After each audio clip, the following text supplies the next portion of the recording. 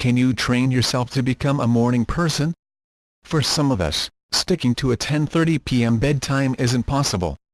And jumping out of bed at the first sound of the alarm? LOL. Sound familiar? Welcome to the Night Owl Club. It used to be believed that it was just your lifestyle that determined whether you were a lark or a night owl, says David Ernest, Ph.D., professor at Texas A&M's Health Science Center College of Medicine.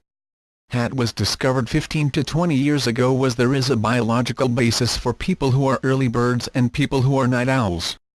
Our internal circadian clocks are to blame. In fact, researchers have found a genetic difference between those who wake up early and those who don't, explains Ernest. Resumably, the situation with night owls is the same, he says. The good news is, most of us grow out of it around the time we swap late-night college parties for the morning meetings that come with adulthood.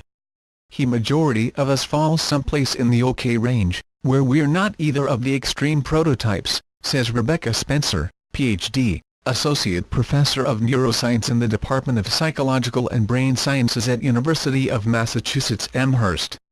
But let's say you don't grow out of it, and you seriously struggle to make it to work on time at alone to a 6 a.m. indoor cycling class.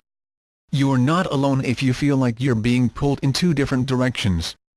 Our internal body clocks are trying to tell us one thing, but then we have these societal factors that don't allow us to do what our bodies are naturally telling us to do, says Ernest. If there's no chance your boss will ease up on your start time, there's only one thing left to do: try to become more like a morning person. And you really shift from being an owl to a lark? Says Spencer. Not at all.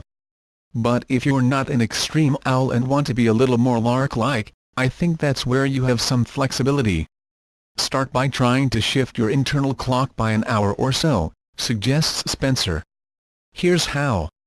Lower your body temperature at night. Fall asleep and get into deep sleep. You have to reach your daytime low body temperature, says Spencer. To get there, move your workout to earlier in the day so it doesn't interfere with bedtime, limit hot showers at night, and drop your apartment's temp by a few degrees, she says. The cozy duvet on your bed will be calling your name in no time. Limit your nighttime exposure to light. Your internal clock is controlled by light. Whether it's TVs or screens, all of those devices that shine light at our eyes are awake-promoting and not sleep-promoting, says Spencer. Help your clock start to shift naturally by cutting your exposure an hour before bedtime. Not ready to kick your Netflix in bed habit? Turning your iPad light to low could help you catch ZZZs more quickly after the credits roll. Resist stimulations. You don't need to shut yourself off from the outside world, but it's a good habit to stay calm as it gets late. That means avoiding stressful work emails if they can wait until the morning, horror movies, and intense novels that keep your mind spinning. All of those things just cause mental stimulation that you need to have turned off well enough before bedtime, says Spencer. Sorry, girl on the train. You're strictly a commute-only read. Reach for melatonin as a last resort in the beginning of your efforts to become a morning person. A dose of melatonin can help. Aching it a little before you want to start falling asleep helps give you a little extra boost to feel sleepy, says Spencer. Once you're stable, lay off, though. Eventually, you want to rely on your body's natural melatonin production rather than the pill form. Wake up to morning light. Getting to sleep is only half the battle. Helping yourself wake up is just as important as helping yourself fall asleep, says Spencer. Immediately open your curtains or head outside to catch some early rays.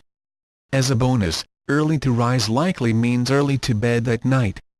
If you're able to alert yourself and wake up at an earlier hour, you're going to be more prepared to go to bed at an earlier time, says Spencer. And that means you'll be even closer to tricking your internal clock into its new pattern. Stick with it. Waking up early today doesn't mean you'll magically be a cheerful morning person tomorrow. It takes time, possibly up to a month. Switch your natural habits, says Spencer. Yes, you can grow now,